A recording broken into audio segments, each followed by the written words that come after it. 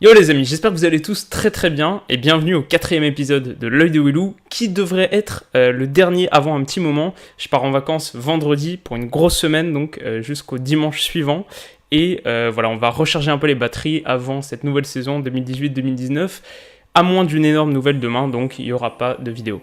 Mais aujourd'hui donc on se retrouve pour parler de cette folle rumeur, Modric à l'Inter.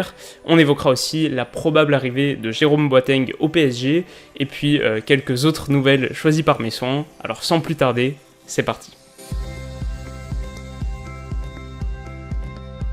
C'est l'information qui agite la planète football. Le Croate Luka Modric, élu meilleur joueur de la Coupe du Monde il y a 2 semaines, aurait donné son accord pour entamer des discussions avec l'Inter Milan. Cet été, les Nerazzurri voient les choses en grand et l'arrivée de la perle madrilène serait un coup de tonnerre exceptionnel et une digne manière de célébrer le retour du club en Ligue des Champions.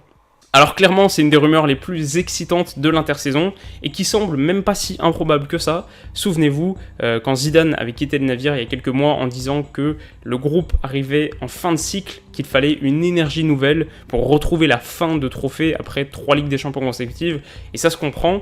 Ronaldo lui avait emboîté le pas, ce qui avait été un choc énorme, mais comme vous le savez si vous avez vu ma vidéo à ce sujet, je pense que c'était un choix sensé, et je pense aussi que la plupart de ces arguments s'étendent à la décision de Modric, décision si elle intervient évidemment. Alors je vais pas m'étendre de manière trop extensive sur le sujet, juste parce que si le transfert se fait effectivement, j'aimerais y consacrer une analyse plus approfondie. Je vais pas préempter tous mes arguments là maintenant, mais quelques observations en vrac. Si Modric rejoint l'Inter, il rejoindrait aussi quelques-uns de ses coéquipiers de la sélection nationale croate, avec lesquels il a passé de très bons moments cet été. On pense à Perisic évidemment, mais aussi Brozovic et aussi Vrsaljko, qui vient de rejoindre l'Inter en provenance de l'Atlético il y a quelques heures. Donc ça c'est intéressant. Deuxième chose, c'est un mouvement qui accentue encore le transfert de force de la Liga à la Serie A, auquel on assiste depuis quelques semaines. Il manquerait plus que Messi à Naples maintenant. Je rigole, mais d'une certaine manière c'est logique, puisque comme je l'avais dit dans la vidéo sur Ronaldo, la Serie A valorise encore mieux les joueurs âgés. Et enfin, dernière chose, pour l'instant, l'Inter est vraiment en train de se constituer un effectif impressionnant.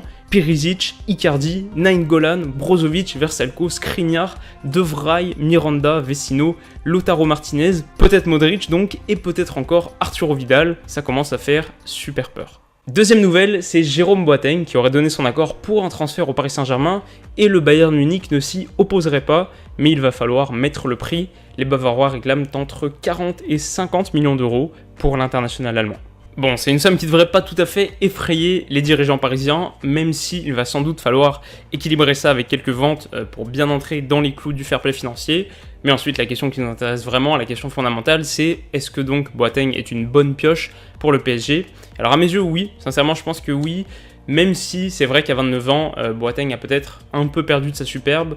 Il y a quelques années, souvenez-vous, il était vraiment considéré dans la discussion du meilleur défenseur central en activité. Aujourd'hui, on est peut-être un peu plus loin de ça, mais ça resterait un renfort exceptionnel, avec du vécu, capable d'encadrer les jeunes Kimpembe et Marquinhos, capable aussi, je pense, d'agir en tant que leader et de vraiment relayer le discours de Tourelle avec force. D'ailleurs, le technicien allemand, j'ai vu en match de préparation qu'il imaginait peut-être évoluer dans un système à 3 défenseurs l'année prochaine, et en ce sens, l'arrivée de Boateng serait un très bon choix.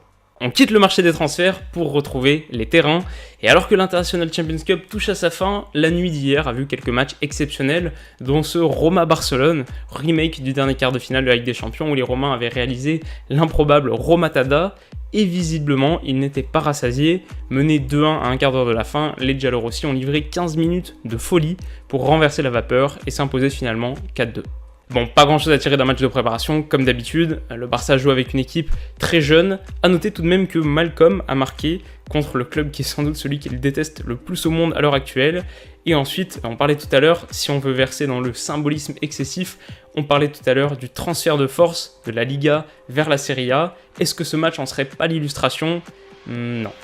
Dans une interview accordée à Nice Matin, Leonardo Jardim se montre assez inquiet au sujet de la saison prochaine, prévenant que l'AS Monaco pourrait connaître sa saison la plus difficile depuis son arrivée si on en restait là.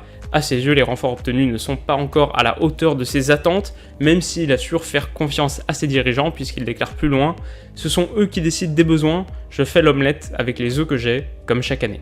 Alors avant toute chose, il faut saluer le travail absolument exceptionnel qu'a Jardim à Monaco, dans un club dont on connaît la stratégie économique et sportive et qui demande donc à son entraîneur de faire chaque été table rase du passé et de lancer une nouvelle aventure avec très peu de continuité par rapport à la saison précédente et avec des objectifs qui sont toujours très élevés. C'est une dynamique qui exige une méthode de travail très particulière et surtout une charge de travail tout à fait impressionnante. Alors gros respect, et je pense que quand Jardim tournera la page de l'AS Monaco, il aura des propositions très intéressantes. Et puis pour parler brièvement des Monégasques, c'est vrai que pour l'instant leur mercato est pas franchement impressionnant. Alors Golovin fait un peu figure d'exception depuis peu, mais la deuxième recrue la plus importante, c'est l'ailier gauche en provenance de Lyon, William Jebels, mais il n'a que 16 ans, alors que côté départ, on a perdu Lemar, Moutinho, Fabinho et Meite. C'est quand même des gros départs.